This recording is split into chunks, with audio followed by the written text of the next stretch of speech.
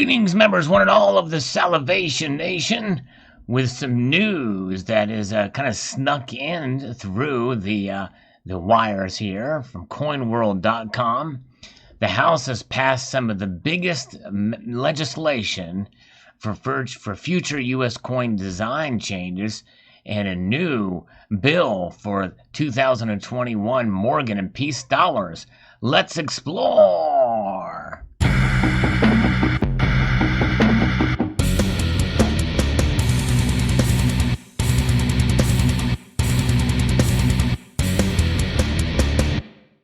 Yes, indeed. First of all, with relation to our circulating coinage, it looks like the House of Representatives on September the 22nd passed legislation authorizing massive changes to circulating coinage to be implemented from 2022 to 2030. Now, keep in mind, these have not run through the Senate yet. This has just passed the House, but H.R. 1923 would authorize circulating quarter dollars honoring women to be issued from 2022 through 2025, circulating coins in multiple denominations in 2026, celebrating the U.S. semi-quincentennial. That's right, 250 years. Circulating quarter dollars from 2027 through 2030, celebrating youth sports. And then a redesigning half dollars from 2027 through 2030 with reverses celebrating sports performed by individuals with disabilities. Then we'll have medals with the same designs as coins celebrating youth sports and sports for the disabled, and then in award medals for the 2028 Olympic Games in Los Angeles. Then there will be silver bullion coins with the same designs as all the quarter dollars and half dollars authorized from 2022 to 2030 in the now standard 5-ounce size and in fractional sizes. So we're going to see bullion coins for these quarters in fractional sizes. So if passed by the Senate and signed into law by the President, the legislation represents the most sweeping changes to U.S. coinage in years. So here's a breakdown of the programs. The measure incorporates portions of other legislation also before Congress and programs proposed by U.S. Mint officials. Separate legislation before Congress calls for a circulating quarter dollar program starting in 2021 with designs honoring the accomplishments of women, with designs selected to represent each state, territory, and the District of Columbia. H.R. 1923 seeks up to 5 quarter dollars a year from 2022 to 2025, each honoring a prominent American woman without the need to represent each state, territory, in the District of Columbia. After 2025, the Mint could continue to issue coins minted during the program, but not yet issued according to the legislation. The programs honoring youth sports, sports for the disabled, in the semi-quincentennial would accomplish the main goals revealed by Mint Director David Ryder in an exclusive interview with CoinWorld in August of 2019, along with some additional elements. The semi-quincentennial provisions seek issuance of multiple denomination of coins, celebrating the 250th anniversary of the Declaration of Independence, up to 5 quarter dollars, including a provision that one of the quarter dollar designs must be emblematic of a woman or woman's contribution to the birth of the nation or Declaration of Independence or any other monumental moments in American history. Dollar coins with semi-quincentennial designs and possibly other denominations. This program would be similar to the Mint's bicentennial coin program celebrating the 200th anniversary in 1976. Beginning in 2027, designs for all denominations except for the quarter dollar and half dollar would have to revert to their previous designs. Well, shoot, they've gone through so many different designs. What would be a previous design for the quarter dollar? Is that going to be the eagle? I don't know. Anyways, in 2027, additional changes would be made to the 25 and 50 cent denominations. For the quarter dollar, the Mint would issue up to 5 coins each year through 2030, with designs emblematic of youth of sports played by youth, as proposed by Ryder in 2019. For the $0.50, the one coin could be issued each year emblematic of a sport tailored to athletes with a range of disabilities. For the 2022 to 2025 and 2027 and to 2030 coins, obverse designs would continue to depict individuals currently found on coins, though possibly in new renditions. Yeah, it's a little bit convoluted there. Mint officials would be given authority to reposition statutory inscriptions, as they have with the $quarter program issued since 1999. So the medal programs, the measure that just passed the House would also authorize sports medals that would be related to the sports coins to be sold with a surcharge that would then support the provision to design and manufacture medals to award at the 2028 Olympic Games in Los Angeles, California.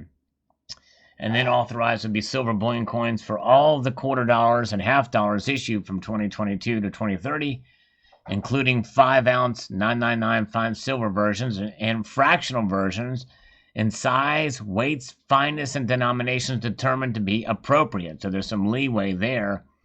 If they're going to do these in 2-ounce or maybe 1-ounce sizes, we'll see. Or, if they're going to be half-ounce, we'll find out. U.S. Mint already makes silver versions of the dime, $quarter, and $0.50 for inclusion in the annual silver proof sets.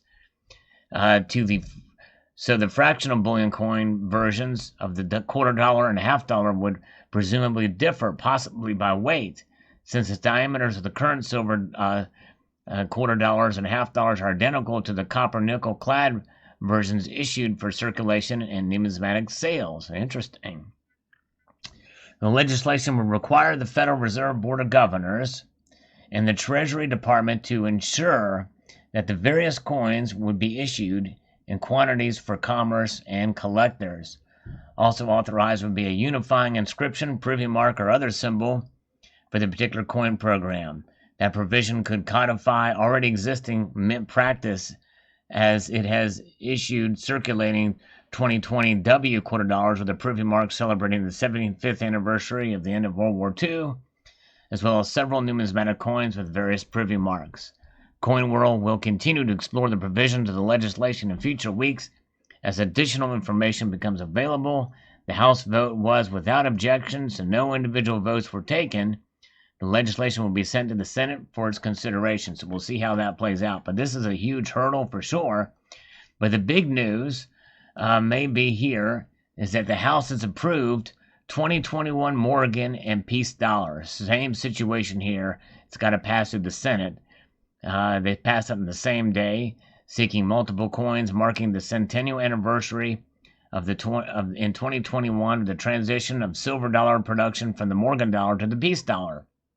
H.R. 6192, the 1921 Silver Coin Anniversary Act, was originally introduced in the House March 11, 2020 by Andy Barr and was received by the Senate September 23rd and referred to the Senate Committee on Banking, Housing, and Urban Affairs. A mirror bill in the Senate was introduced July 27th by Mike Enzi. The legislative initiative was championed by Thomas Uram, chairman of the Citizens Coinage Advisory Committee, and Mike Moran, another member of the CCAC. The coins to be authorized under the legislation are not considered commemorative coins, Uram said, and not counted against the restrictive of 2 specific commemorative coin programs annually. So here's the provisions of the bill. It authorizes productions of Morgan and Peace dollars in not less than 900 fine silver. So in other words, they can choose to do them in 900 fine silver, but they can also choose to do them in 999 fine silver. Uram said that, from discussions with U.S. Mint officials, options would include issues struck at the Denver, Philadelphia, and San Francisco mints, with privy marks added to specific Morgan dollar issues to pay homage to the silver dollar output at the former Carson City Mint in Nevada and New Orleans Mint in Louisiana. But those are just privy marks. It does not mean that they will be manufactured at those facilities. Uram said discussions included details for proof and uncirculated releases, with the possibility for special sets to include coins with different finishes from multiple mints. And that would be interesting. Uncirculated versions could include a 2021 P peace dollar struck at the Philly Mint with the original high relief and Morgan dollar struck at the Denver and San Francisco mints. That would be pretty cool. Urim said it had not been determined which mint or mints would strike proof versions. One option discussed was Morgan dollars having privy marks representing the Carson City, New Orleans mint, and one privy mark position where the mint mark could normally be in the space below the eagle's tail feathers. And a backstory there, the Morgan dollar was struck from 1871 to 1904, and then in 1921, production was executed at the mint production facilities in Philadelphia, Denver, San Francisco, New Orleans, and Carson City. The peace dollar was struck from 1921 to 1935 with production in the Philadelphia, Denver, and San Francisco mints. Now, this is these dollars. It doesn't say if these are going to be bullion or not. And my hope is that they will be bullion coins, like sent out to all of the APs, what's known as authorized purchasers out there, and that they will create collective versions. But that would be really cool because it's not going to be considered commemorative coins. Why not have an alternative to the American Silver Eagle for that year and maybe even for following years? I don't know. There's no mention of that in this article here, but boy, wouldn't that be neat to have another silver bullion coin based off of the Morgan and peace dollars. But it doesn't say what this, weight or specifications other than the purity of the coins.